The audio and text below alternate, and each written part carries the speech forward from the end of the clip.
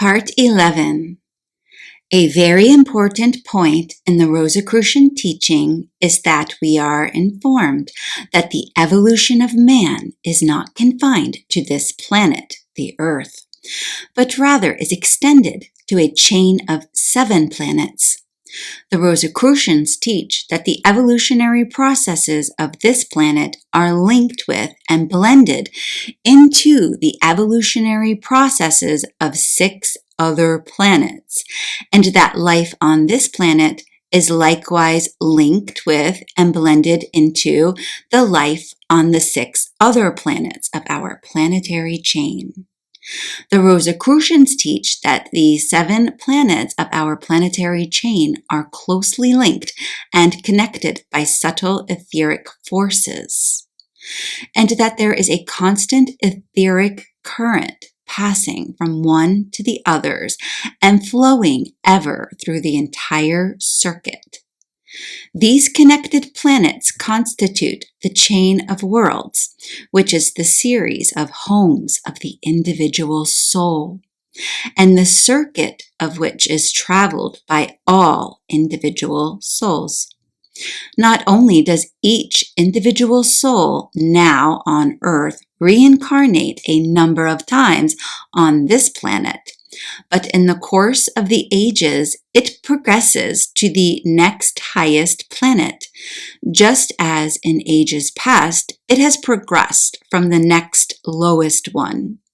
And this round of the chain of planets has been made several times by the human race in some form of existence, and will be made again several times. The planets of this chain of worlds are not identical in composition and nature with the Earth. On the contrary, there is a wide difference between the several planets in this respect. The Earth is not the highest in development in this chain, but on the contrary is far down on the scale, although there are others still lower. The progress of the souls around this chain of worlds, however, is not merely like a circle in which the soul travels from the lowest to the highest, but is rather according to the plan of the spiral, in which the journey always returns to the starting point, but on a higher plane of activity. This journey of the life forms from world to world has been in progress since the beginning of the present world period, and was made by the lower forms of life as they climbed the spiral stairway of evolution. A writer on the subject has said of this point, "It is the spiral character of the progress accomplished by the life impulses that develop the various kingdoms of nature, which accounts for the gaps now observed in the animated forms which people the earth. The thread of a screw, which is a uniform inclined plane in reality, looks like a succession of steps when examined only along one line parallel to its axis. The spiritual monads, which are coming round the system on the animal level, pass on to other worlds when they have performed their turn of animal incarnation here. By the time they come again, they are ready for human incarnation, and there is no necessity now for the upward development of animal forms into human forms. These are already waiting for their spiritual tenants. But if we go back far enough, we come to a period at which there were no human forms ready developed on the earth. When spiritual monads traveling on the earliest or lowest human level were thus beginning to come round, their onward pressure in a world at that time containing none but animal forms provoked the improvement of the highest of these into the required form, the much talked of missing link. The impulse to the new evolution or higher forms is really given by rushes of spiritual monads coming round the cycles in a state fit for inhabitation of new forms. The superior life impulses burst the chrysalis of the older form on the planet they invade. throw off an efflorescence of something higher. The forms which have gone on merely repeating themselves for millenniums start afresh into growth. With relative rapidity, they rise through the intermediate into the higher forms. And then, as these in turn are multiplied with the vigor and rapidity of all new growths, they supply tenements of flesh for the spiritual entities coming round on that stage or plane of existence. And for the intermediate forms, there are no longer any tenants offering. Inevitably, they become extinct. The writer above quoted from also points out a very important point in the progress of the life forms from world to world as follows. The tide of life, the wave of existence, the spiritual impulse, call it by what name we please, passes on from planet to planet by rushes or gushes, not by an even continuous flow. For the momentary purpose of illustrating the idea in hand, the process may be compared to the filling of a series of holes or tubs sunk in the ground, such as may sometimes be seen at the mouths of feeble springs, and connected with each other by little surface channels. The stream from the spring, as it flows, is gathered up entirely in the beginning by the first hole, or tub A, and it is only when this is quite full that the continued inpouring of water from the spring causes that which is already contains to overflow into tub B. This in turn fills and overflows along the channel which leads to tub C, and so on. It is manifest from what we have already said, and in order that the progress of organisms on globe A shall be accounted for, that the mineral kingdom will more develop the vegetable kingdom on globe A until it receives an impulse from without. Then the earth was able to develop man from the ape till it received an impulse from without. The full development of the mineral epoch of globe A prepares the way for the vegetable development, and as soon as this begins, the mineral life impulse overflows into globe B. Then, when the vegetable development on globe A is complete and the animal development begins, the vegetable life impulse overflows to globe B, and the mineral impulse passes on to globe C. Then finally comes the human impulse on globe A. It is necessary at this point to guard against one misconception that might arise. There is a fact to be stated which has such an influence on the course of events that, when it is realized, it will be seen that the life impulse has passed several times around the whole chain of worlds before the commencement of the human impulse on globe A. This fact is as follows. Each kingdom of evolution, vegetable, animal, and so on, is divided into several spiral layers. The spiritual monads, the individual atoms of that immense life impulse of which so much has been said, do not fully complete their mineral existence on globe A, then complete it on globe B, and so on.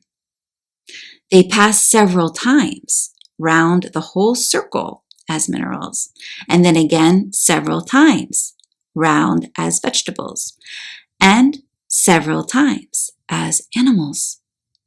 Now, leaving behind us the consideration of the details of the progress of the lower live forms, let us consider the details of the progress of the human race. It has been seen that the great wave of human life forms flows around the planetary chain in great waves, in successive waves of progress. The successive waves are known by occultists under the name of rounds. But according to the rule, as in the great, so in the small, we find a corresponding series of spirals in the progress of the human race during each of its several sojourns on the earth.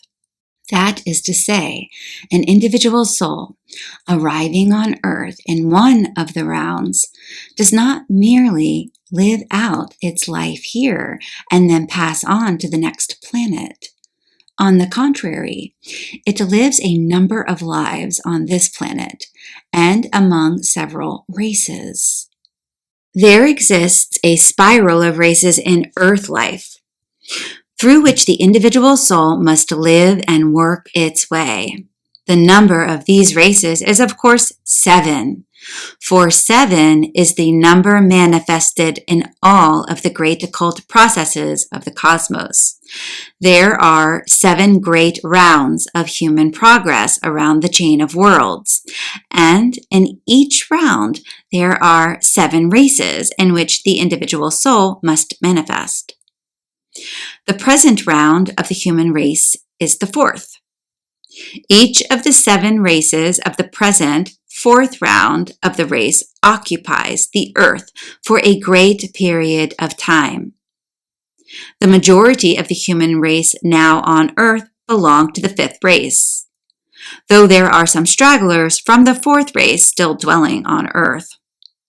Each of these 7 great races of humanity are subdivided into 7 sub-races, and each sub-race is divided into 7 branches.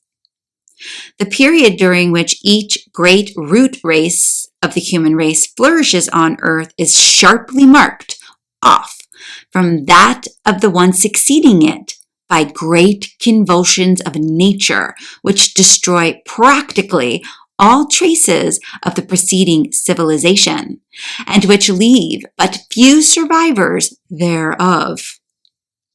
A writer has said of this point of the occult teaching, the periods of the great root races are divided from each other by great convulsions of nature and by great geological changes. Earth was not in existence as a continent at the time the 4th race flourished. The continent on which the 4th race lived was not in existence at the time the 3rd race flourished, and neither of the continents which were the great vortices of the civilizations of those 2 races are in existence now. 7 great continental cataclysms occur during the occupation of the Earth by the human life wave from one round period. Each race is cut off in this way at its appointed time, some survivors remaining in parts of the world, not the proper home of their race, but these invariably, in such cases, exhibiting a tendency to decay and relapsing into barbarism with more or less rapidity. The individuals of the first race of the present 4th round of the human race on Earth ranged from a gross type scarcely above the brutes up to the very barbarous type. These higher types reincarnated later as the higher individuals of the 2nd race, the lower types of the 1st race constituting the lower subdivisions of the 2nd race.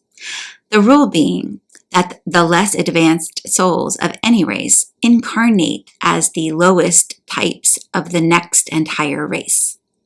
The Rosicrucian teachings have but comparatively little to say concerning the history of the peoples of the 1st race and the 2nd race, but from what is taught it may be gathered that these peoples were of a very low order of humanity, the types which we would know as the cave dwellers, the Stone Age people, and the Fire people give us the nearest possible idea of what these 1st race and 2nd race people must have been like.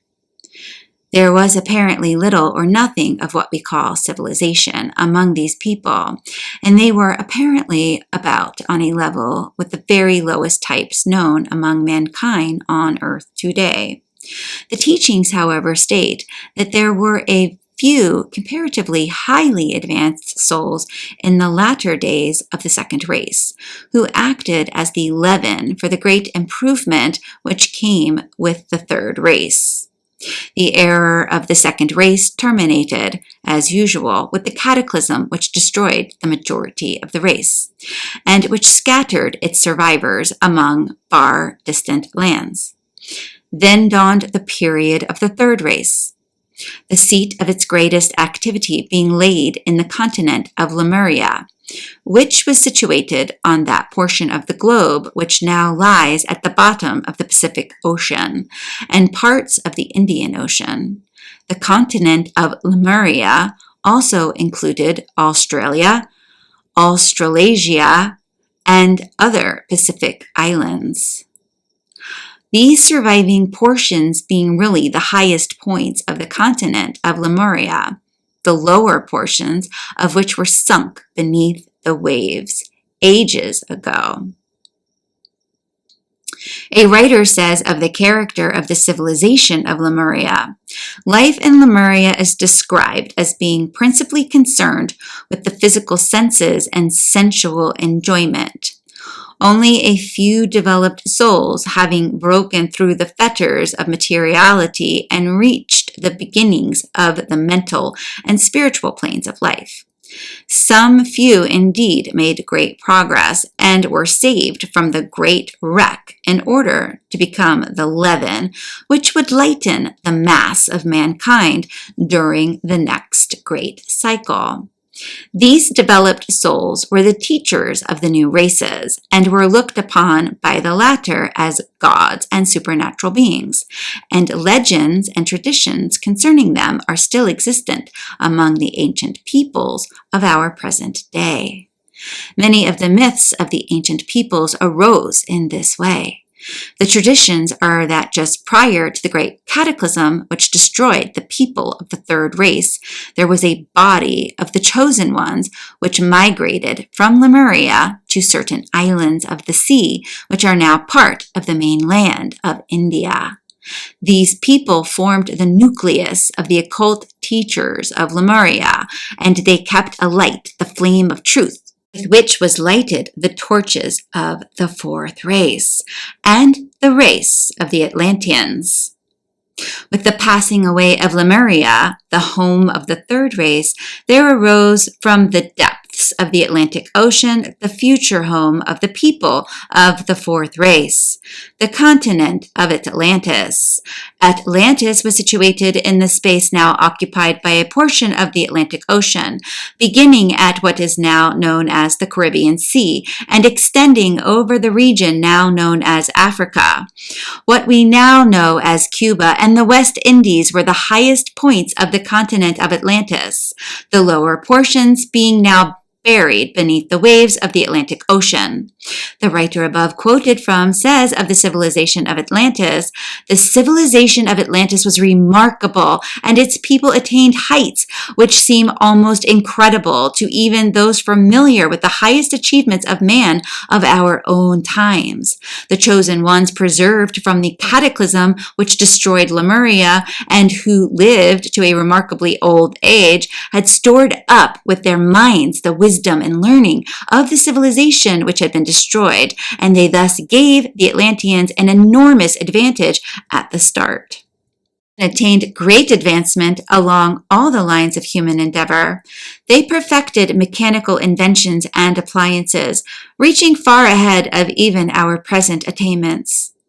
In the field of electricity especially, they reached the stages that our present race will reach not sooner than 200 or 300 years from now.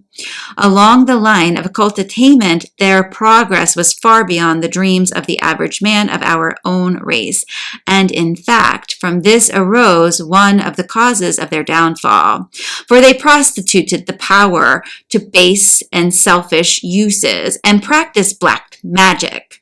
And so the decline of Atlantis began. But the end did not come at once or suddenly. It was gradual. The continent and the surrounding islands gradually sunk beneath the waves of the Atlantic Ocean. the process occupying 10,000 years. The Greeks and the Romans of our own cycle had traditions regarding the sinking of the continent, but their knowledge referred only to the disappearance of the small remainder, certain islands, the continent itself having disappeared thousands of years before their time. It is recorded that the Egyptian priests had traditions that the continent itself had disappeared 9,000 years before their time. And as in the case of the chosen ones of Lemuria, so was it that the elect of Atlantis, who were taken away from the doomed land sometime prior to its destruction. These advanced individuals of the race left their Atlantean homes and, led by the spirit, migrated to portions of which are now known as South America and Central America, then but islands of the sea. These people left the traces of their civilization in these lands, and our great scientists, discovering these wonders, greatly at the evidences of the higher culture shown in them. When the fifth race appeared, these brave and advanced souls became the teachers of the new race, and were afterwards remembered as gods and the heroes of mythology. The fifth race evolved rapidly, owing to the urge of the souls of the Atlanteans pressing forward for re-embodiment, and human forms were born to supply the demand, the fertility of the new race being marked.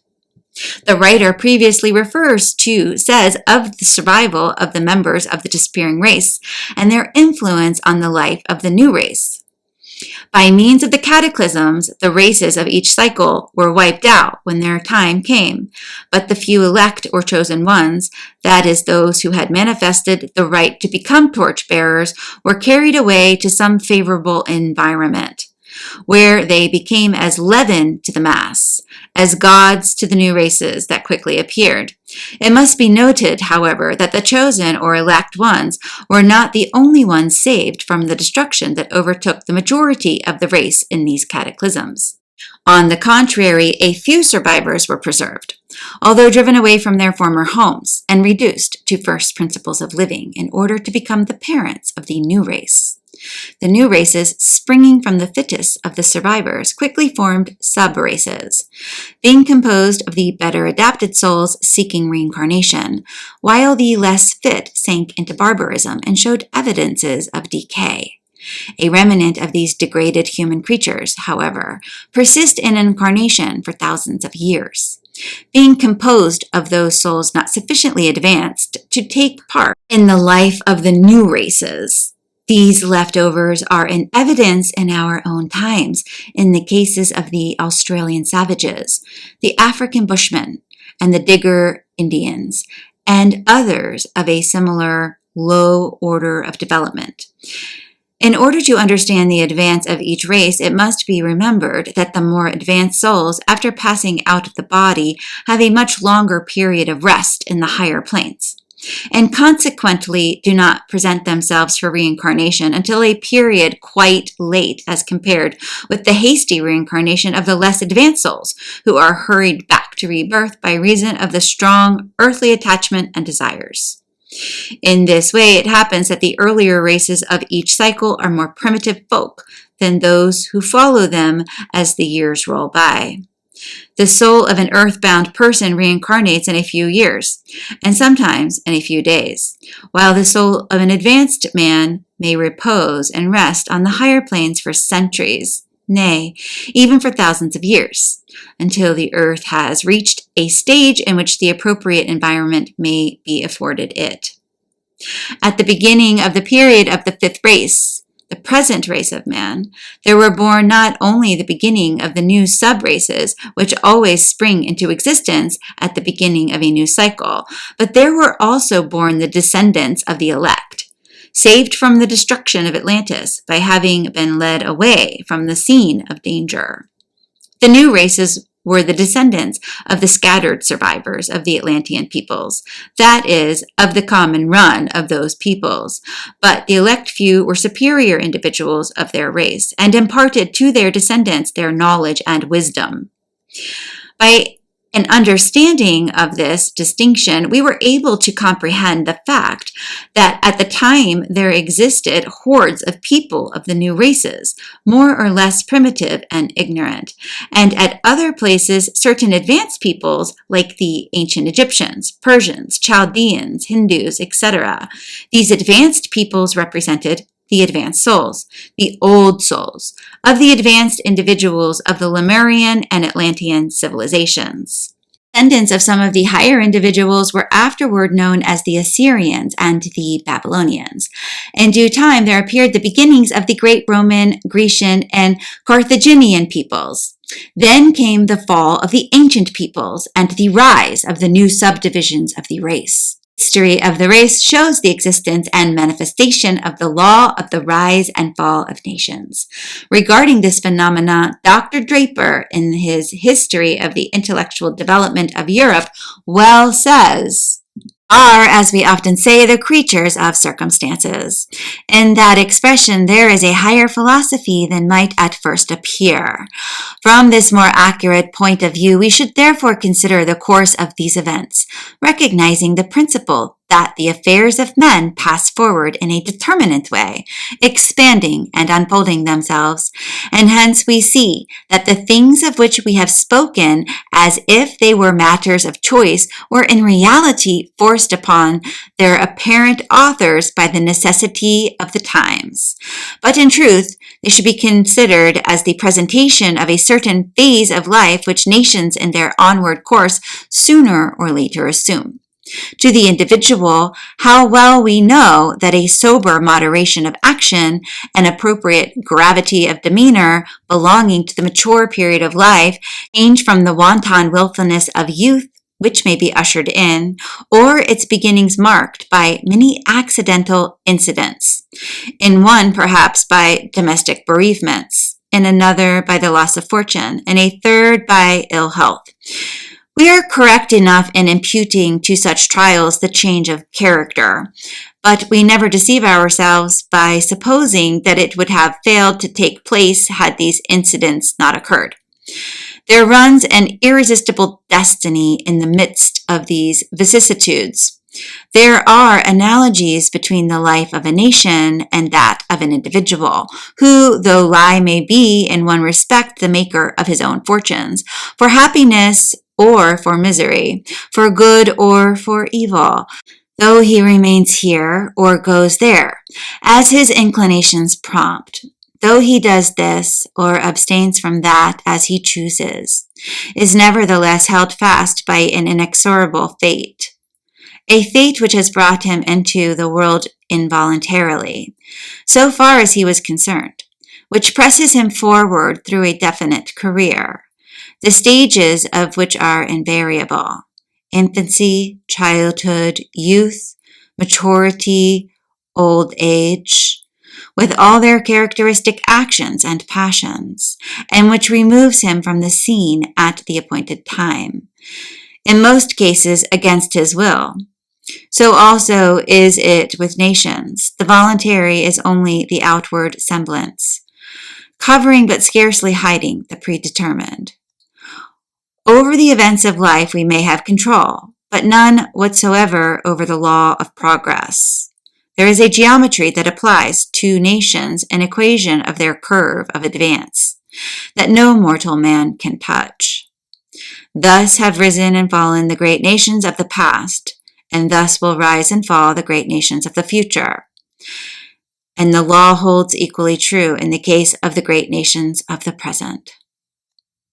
Even at the time of this writing, great things are underway in the history of the nations of the present. Cosmic forces are at work under the thin disguise of the petty plans and ambitions of rulers and statesmen. Looking backward over any period of past history, the careful historian is able to see clearly the rise and progress of mighty movements which swept along in their current the affairs of great nations. And the historians of the future will be able to discern precisely such great movements and forces when they look back to the history of today, our present time.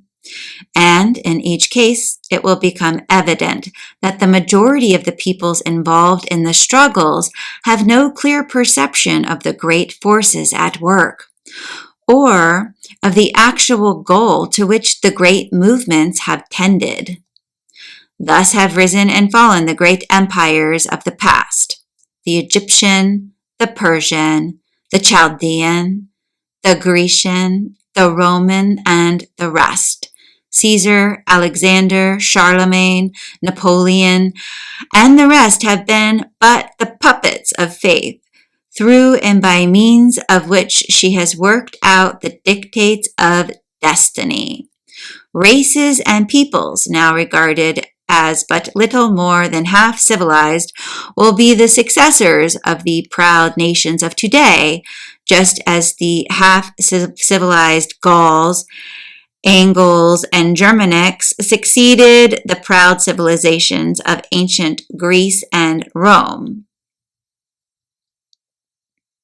When the nation begins to decline, it is because its more advanced souls have passed on, leaving only the less progressive souls behind to carry on the work of the sub-race. The advanced souls pass on to new scenes of activity, and even the backward ones are not permitted to lag far behind, for the continual change and the creation of new environments tend to reawaken sleeping energies and to stimulate the lagging ones to fresh endeavor and activity. The following quotation from a celebrated occultist may prove of interest to the student in connection with the particular subjects considered in the present chapter. At the halfway point of the fourth round here, the polar point of the whole 7-world period is past. From this point onwards, the spiritual ego begins its real struggle with body and mind to manifest its transcendental powers. In the 5th round, the struggle continues, but the transcendental faculties are largely developed. Through the struggle between these on the one hand with physical intellect and propensity is fiercer than ever, for the intellect of the 5th round as well as its spirituality is in advance on that of the 4th. In the 6th round, humanity attains a degree of perfection, both of body and soul, of intellect and spirituality, which ordinary mortals of the present epoch will not readily realize in their imaginations. The most supreme combinations of wisdom, goodness, and transcendental enlightenment which the world has ever seen or thought of will represent the ordinary type of manhood. Those faculties which now, in the rare efflorescence of a generation, enable some extraordinarily gifted persons to explore the mysteries of nature and gather the knowledge of which some crumbs are now being offered to the ordinary world, will then be the common appanage of all. As to what the 7th round will be like, the most communicative occult teachers are solemnly silent. Mankind in the 7th round will be something altogether too godlike for mankind in the 4th round to forecast its attributes.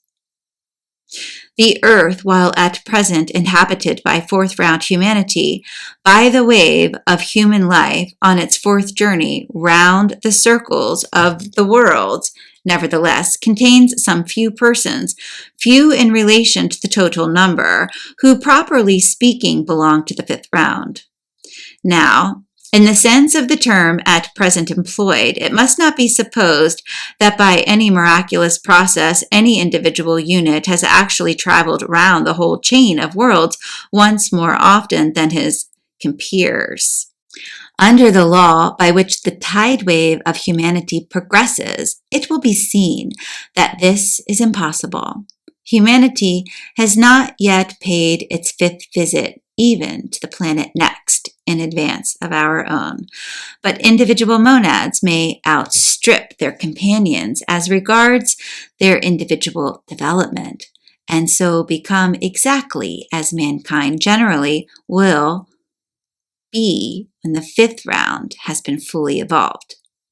A man born as an ordinary fourth round man may, by processes of occult training, convert himself into a man having all the attributes of a fifth round man, and so become what we may call an artificial fifth rounder.